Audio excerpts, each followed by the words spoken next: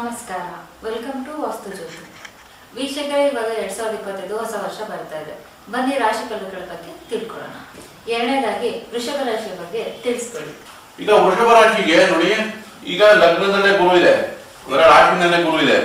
ಹಾಗಾಗಿ ವೃಷಭ ರಾಶಿಯವರಿಗೆ ಕನ್ಫ್ಯೂಷನ್ ಜಾಸ್ತಿ ಇದೆ, ಕೆಲಸಗಳು ಸ್ವಲ್ಪ ನಿಧಾನ ಆಗ್ತಾ ಇದೆ, ಆರೋಗ್ಯದಲ್ಲಿ ತೊಂದರೆ ಇದೆ, ಖರ್ಚುಗಳು ಜಾಸ್ತಿ ಆಗ್ತಿದೆ. ಆದ್ರೂ ಈಗ ನಿಮಗೆ ಮೇನ್ ಅಂದ್ರೆ ಗುರು ಬಲ ಬರುತ್ತೆ, ಶುಭ ಕಾರ್ಯಗಳಿಗೆ ಅನುಕೂಲ ಆಗುತ್ತೆ, ವಧುವರ ಅನ್ವೇಷಣೆಯಲ್ಲಿ ಇರ್ತಾರೆ, ಹುಡುಗ ಹುಡುಗಿ ಅನ್ವೇಷಣೆಯಲ್ಲಿ ಇರ್ತಾರೆ, ಮದುವೆಗೋಸ್ಕರ ಆ ವಧುವರ ಅನ್ವೇಷಣೆಗೆ ತುಂಬಾ ಸಹಾಯ ಆಗುತ್ತೆ. ಸೊ ಗುರು ಬಲ ಬಂದಂಗಾಯ್ತು. ಗುರು ದೃಷ್ಟಿ ನೋಡಿ, ಪಂಚಮ ದೃಷ್ಟಿಯಲ್ಲಿ 6ನೇ ಮನೆ ಮೇಲೆ ಬೀಳ್ತಿದೆ, ಕೆಲಸ ಕಾರ್ಯಗಳ ಅಭಿವೃದ್ಧಿ ಚೆನ್ನಾಗುತ್ತೆ.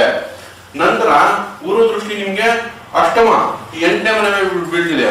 ಸೊ 8ನೇ ಮನೆ ಆಕಸ್ಮಿಕ ಧನಲಾಭ ಅಂತ, ಕೆಲಸಗಳು ಆಕಸ್ಮಿಕ ಒಳ್ಳೊಳ್ಳೆ ಕೆಲಸ ಸಿಗುತ್ತೆ, ನಿಮ್ಗೆ ಅಭಿವೃದ್ಧಿ ಚೆನ್ನಾಗುತ್ತೆ, ಫೈನಾನ್ಸ್. ಯಾಕಂದ್ರೆ 8ನೇ ಮನೆ ಈಗ ನೋಡಿ, ಭಾವ ತಗೊಂಡಾಗ ನಿಮ್ಮ 8ನೇ ಮನೆಯಿಂದ 1, 2, 3, 4, 5, 6ನೇ ಮನೆ, ಸೊ ಕೆಲಸ ಕಾರ್ಯಗಳು ಹೆಚ್ಚಾಗುತ್ತೆ ಭಾವ ತಗೊಂಡಾಗ. ಕರ್ಮಸ್ಥಾನದ ಮೇಲೆ ಗುರು ದೃಷ್ಟಿ ಬಿದ್ರೆ ಮತ್ತೆ ನಿಮ್ಮ ಕೆಲಸ ಕಾರ್ಯಗಳಲ್ಲಿ ಅಭಿವೃದ್ಧಿ, ಧರ್ಮ ಕಾರ್ಯಗಳು ಹೆಚ್ಚು ಮಾಡ್ತೀರಾ, ಮನೆಯಲ್ಲೂ ಕೂಡ ಒಂದಷ್ಟು ಕರೆದು ಊಟ ಹಾಕುವಂತ ಭಾಗ್ಯನೂ ಸಿಗುತ್ತೆ, ಮತ್ತೆ ಕೆಲಸ ಕಾರ್ಯಗಳಲ್ಲಿ ಅಭಿವೃದ್ಧಿ ಆಗುತ್ತೆ.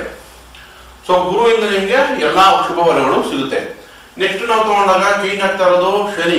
ನೆಕ್ಸ್ಟ್ ಚೇಂಜ್ ಆಗ್ತಾ ಇರೋದು ಶನಿ ನಿಮ್ಗೆ ಕರ್ಮಸ್ಥಾನದಿಂದ 11th ಲಾಭ ಸ್ಥಾನಕ್ಕೆ ಹೋಗ್ತಾ ಇದ್ದಾನೆ. ಸೊ ಶನಿ ನಿಮ್ಗೆ ಶುಭಕಾರಕ.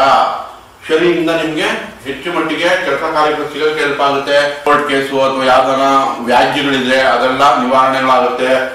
ಓವರ್ ಆಲ್ ಆಗಿ ಶನಿ 11ರಲ್ಲಿ ಲಾಭದಾಯಕ ರಿಸಲ್ಟ್ ಕೊಡ್ತಾನೆ. ಶನಿ ದೃಷ್ಟಿ ನಿಮ್ಮ ರಾಶಿ ಮೇಲೆ ಇದೆ. ಶನಿ ದೃಷ್ಟಿ ರಾಶಿ ಮೇಲೆ ಬಿದ್ರೆ ಸ್ವಲ್ಪ ಊಟ ತಿಂಡಿ ಸಮಯಕ್ಕೆ ಮಾಡಬೇಕು, ಇಲ್ಲ ಅಂದ್ರೆ ರೋಗಗಳು ಡಿಸೀಸ್ ಬರುವಂತ ಚಾನ್ಸಸ್ ಹೆಚ್ಚಾಗುತ್ತೆ. ಶನಿ ದೃಷ್ಟಿ ಮತ್ತೆ ನಿಮ್ಗೆ 5th ಹೌಸ್ ಮೇಲೆ ಬೀಳುತ್ತೆ ನೋಡಿ, 5ನೇ ಮನೆ ಮೇಲೆ ದೃಷ್ಟಿ ಬೀಳುತ್ತೆ ಶನಿದು. ಶನಿ 5ನೇ ಮನೆ ಮೇಲೆ ದೃಷ್ಟಿ ಬಿದ್ದರೆ ನಿಮ್ಗೆ ಎಜುಕೇಶನ್ ಬಗ್ಗೆ ಇಂಟ್ರೆಸ್ಟ್ ಕಮ್ಮಿ ಆಗಿ ಕೆಲಸ ಮಾಡಬೇಕು ಅನ್ಸುತ್ತೆ, ಅಥವಾ ನಿಮ್ ಕ್ರಿಯೇಟಿವಿಟಿ ಕಮ್ಮಿ ಆಗುತ್ತೆ, ನಿಮ್ಮ ಮಕ್ಕಳದು ಅಭಿವೃದ್ಧಿಯಲ್ಲಿ ಸ್ವಲ್ಪ ನಿಧಾನ, ಅಂದ್ರೆ ಎಜುಕೇಶನ್ ಸ್ವಲ್ಪ ಸ್ಲೋ ಆಗ್ಬೋದು. ಸೊ ಮಕ್ಕಳ ಬಗ್ಗೆ ನೀವು ಸ್ವಲ್ಪ ಕಾಳಜಿ ವಹಿಸಬೇಕಾಗತ್ತೆ, ನೋಡ್ಕೋಬೇಕಾಗತ್ತೆ. ನೆಕ್ಸ್ಟ್ ಶನಿ ದೃಷ್ಟಿ ನಿಮ್ಗೆ ಇಲ್ಲಿ 8ನೇ ಮೇಲೆ ಬಿತ್ತು, ಬಟ್ ಇಲ್ಲಿ ಗುರು 8ನೇ ಮೇಲೆ ಆಸ್ಪೆಕ್ಟ್ ಮಾಡುತ್ತೆ, ಹಾಗಾಗಿ ಬ್ಯಾಲೆನ್ಸ್ ಆಗುತ್ತೆ, ನಿಮ್ಗೆ ಏನು ಎದುರ್ಕೊಳ್ಳುವಂತ ಸಿಚುಯೇಷನ್ ಏನು ಇಲ್ಲ. ನೆಕ್ಸ್ಟ್ ಚೇಂಜ್ ಆಗ್ತಾ ಇರೋದು ನಿಮ್ಗೆ ರಾಹು ಕೇತು. ಈಗ ಕೇತು ತಗೊಳ್ಳಿ, ಪಂಚಮದಿಂದ ಅಂದ್ರೆ ಕನ್ಯಾ ರಾಶಿಯಿಂದ ಸಿಂಹ ರಾಶಿಗೆ ಬಂತು. ನೆಕ್ಸ್ಟ್ ಚೇಂಜ್ ಆಗ್ತಾ ಇರೋದು ರಾಹು ಕೇತು ಮೇಯಿಂದ ಚೇಂಜ್ ಆಗುತ್ತೆ.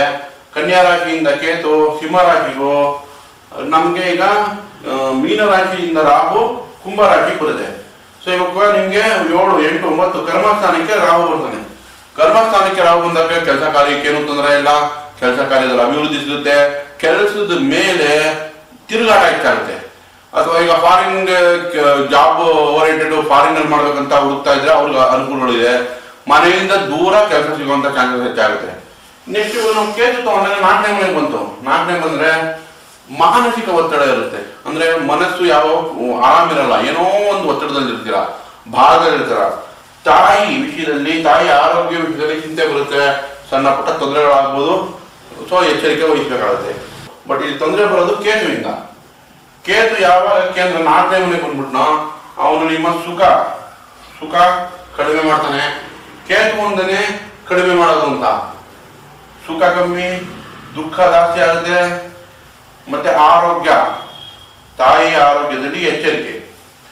ಮತ್ತೆ ಪ್ರಾಪರ್ಟಿ ಏನಾದ್ರು ಬೈ ಮಾಡ್ಬೇಕು, ಮನೆ ಕಟ್ಟಬೇಕು ಅಂತ ಆಸೆ ಇದೆ. ಯಾಕಂದ್ರೆ ನೋಡಿ, ಇನ್ಕಮ್ ಬರ್ತಾ ಇದೆ, ಶನಿನೂ 11ನೇ ಮನೆ ಬಂದ, ರಾಹು ಕರ್ಮದಲ್ಲಿದ್ದಾನೆ, ಫೈನಾನ್ಷಿಯಲಿ ಚೆನ್ನಾಗಿದೆ, ಬ್ಯಾಂಕ್ ಅವರು ಲೋನ್ ಕೊಡ್ತಿದ್ದಾರೆ, ಮನೆ ಕಟ್ಟೋಣ ಅಂತ ಆಸೆ ಬರುತ್ತೆ, ತಪ್ಪೇನಿಲ್ಲ. ಆದ್ರೆ 4ನೇ ಮನೆಯಲ್ಲಿದ್ರೆ ಪೇಪರ್ಸು 2 ಸಲ ಚೆಕ್ ಮಾಡಿ ತಗೋಬೇಕಾಗುತ್ತೆ. ಸೊ ವೃಷಭ ರಾಶಿಯವರಿಗೆ ರೆಮಿಡಿ, ವೃಷಭ ರಾಶಿಯವರಿಗೆ ಕೇತುಗೆ ಇಂಪಾರ್ಟೆಂಟ್ ರೆಮಿಡಿ ಬೇಕು. ಬೇರೆಯವರೆಲ್ಲ ನನ್ನ ಪ್ರಕಾರ ಎಲ್ಲ ಒಳ್ಳೆ ಸ್ಥಾನದಲ್ಲಿ ಇದ್ದಾರೆ. ಕೇತುಗೋಸ್ಕರ ಫಸ್ಟ್ ಬೀದಿ ನಾಯಿಗೆ ಊಟ ಹಾಕಿ. ಬೀದಿ ನಾಯಿಗೆ ಊಟ ಹಾಕೋದ್ರಿಂದ ತಕ್ಕ ಮಟ್ಟಿಗೆ ಕೇತು ಪರಿಹಾರ ಮಾಡಬಹುದು.